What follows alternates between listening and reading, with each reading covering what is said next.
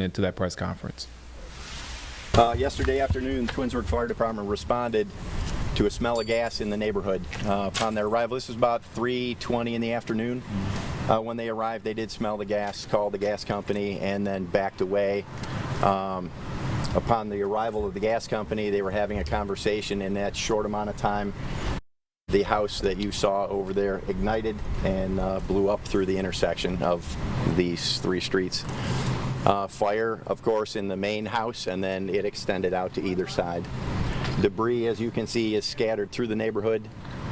We don't want a lot of people in the neighborhood because of the debris, the glass, the nails, everything that's laying all over the place. It's kind of an active scene still. There's investigations going on with the PUCO, and the State Fire Marshal's office is doing investigation on the fire itself. As you can see, there's workers that are still constantly moving in and out the neighborhood. We have volunteers from our CERT team. We have the fire departments. I think we had almost a dozen fire departments here yesterday. We've transported 2 people. Minor injuries considering the amount of damage that you see here. If you would be careful while you're walking around, there's things in the trees. There's a mattress up in a tree about 40 feet over there. There's damage not just controlled to this neighborhood, but on a street on either side, and sometimes 2 streets over. The concussion of the blast has taken out windows, siding, the soffits, some lights, doors. You see garage doors pushed in, and that was from the pressure from the blast. You guys have any questions for me? Chief, can you give us an update on the conditions of the 2 people injured? Minor injuries, and from what I was told this morning, they were treated and released. And that's all I've heard so far. Are you surprised by not more people were injured? Oh, absolutely. This is a miracle in itself. If you consider the 15 houses on this street, if you just consider 2 people per house, you're looking at 30 people right there. And who's home, who's not home. Everybody has 2 or 3 cars parked in parking lots and garages, and there's some public parking here. We don't know where anyone is. There's some people, there's reports of stories that they walked out of the house after the explosion, had no idea what happened.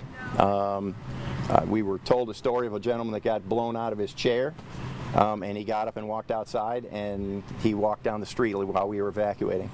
The police department, both Twinsburg City Police Department, the Sheriff's Department, and I think Hudson Police Departments were all here evacuating the neighborhoods to make sure that everyone was out of the house. The utilities, they came along and shut the gas off to every single house, as well as the main coming down the street. So this is going to take some time to get back up and running. Yes, sir. Can you confirm for us, is it Unity who had the contractor out here? You know, I don't know for sure. There were a lot of contractors here yesterday by the time I got here, so I know the big companies were here. Enbridge, of course, was overseeing a lot of things, and they were more than compliant with PUCO and the State Fire Marshal Office. Chief, can you take us through the minutes between identifying that there was a problem? Was there evacuation between that and the explosion? What happened? They had held people in place because the wind here was nothing. So the gas is a little heavier than air, it's not mixing well with any wind, and it's just kind of hanging. So they kept everybody in place, and that happened within 2 minutes of them arriving. I mean, 2 minutes of getting out of the vehicle. In fact, they were standing over here where the gentlemen are with the vests on, and that explosion happened. So 2 minutes in that amount of time. Was there any life-saving action between identifying the problem or the problem occurring and the explosion happening?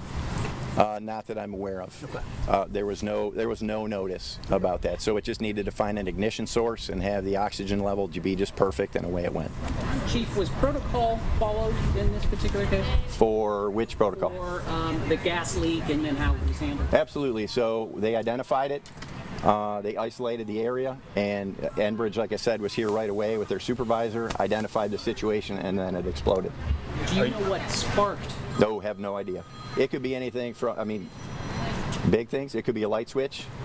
It could be a sump pump. It could be anything. And we may never know the source. So that's why the investigation is going to be ongoing for a long time. And it may be undetermined. There's so many sources, if you look around, of electricity. So. Were the 2 injured members of the gas company? No, they were residents or visitors in the neighborhood. I do not have ages, I'm sorry. Could you put it into context? When's the last time that you've seen an explosion like this? We see them on the news a lot, but not here. So that was a surprise. There were some neighbors saying that they heard that one of the people injured was because somebody was driving when the explosion happened and it threw them off. I have not heard that. I have not heard that. Yes, ma'am. For the homes that are completely destroyed, was anybody home? Where were they? Have they been contacted? So yes, as a matter of fact, the house that has the origin of with the most damage, they were in contact with the family right away. Somebody heard that they were out camping or away from the home. But we had to confirm that. So with the police department, the detective from Summit County Sheriff's Department, they did a lot of legwork in the background trying to verify where people were. Because after the explosion, we got everybody out of the neighborhood and we kept walking them in the direction where you guys came in.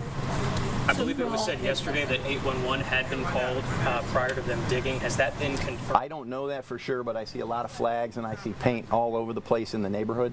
So that's what I know. I really can't confirm or deny what happened over there because it ended up being under a roof and part of a neighbor. Do you know if the contractors called ahead of time that 811 number and verified where gas lines were? You know, I don't know, but I can tell you that will come out in the investigation. So. And who's in charge of that investigation?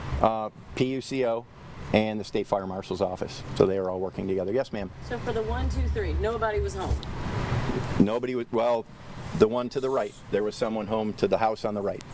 No one was home in the house in the center. And I think a lot of people at home, that don't work in gas, want to know, how does something like this happen? I know it seems like a simple question, but break it down for our viewers. No, that's a great question.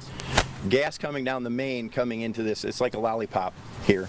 So gas has to run around the outside of this little island. It runs at a higher pressure. When it gets off of that and goes down a line to, you'll see the meters on the side of the house, it goes from pounds to ounces. So that reduces it to a usable level for inside the house. So the loop and down the main is a higher pressure, obviously. So they have to maintain all these homes at the same time. And then when there's a leak? It depends on whether it's on the home side or whether it's on the supply side. If it's on the supply side, of course, somebody digs through the main, it's blowing up into the air. Out here it may just be hissing. Yes, sir. What are the next steps as far as securing this area and making it safe for residents? That's a great question too.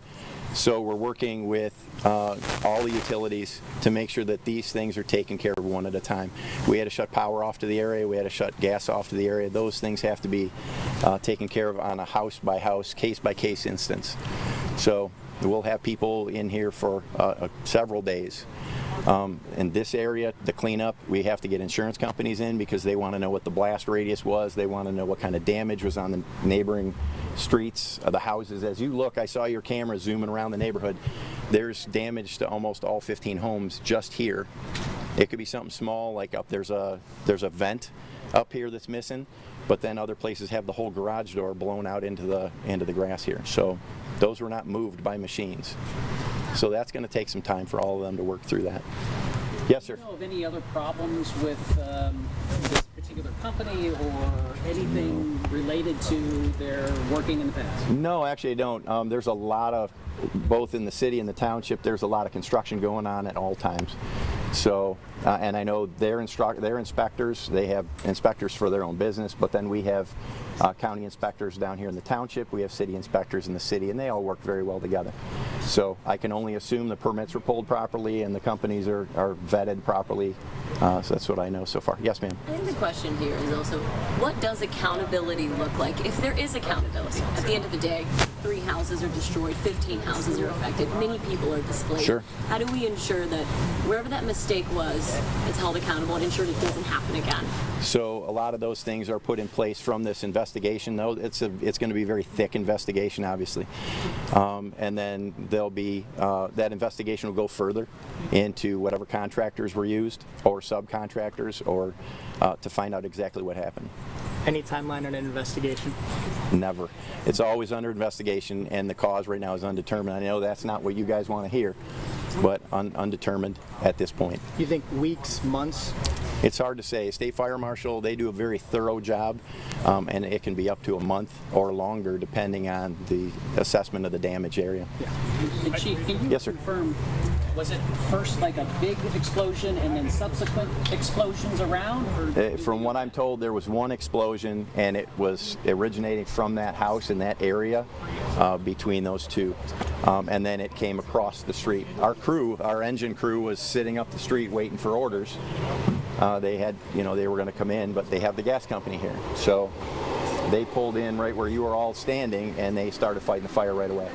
So it was an explosion, fire, and attack right away. So there were crews already looking. Neighbors, the neighbors here in this neighborhood are fantastic. They watch out for one another. And in fact, the neighbors on outlying streets came to see if they could help as well. And they were shooed away by the police because they're trying to get everybody out of the area.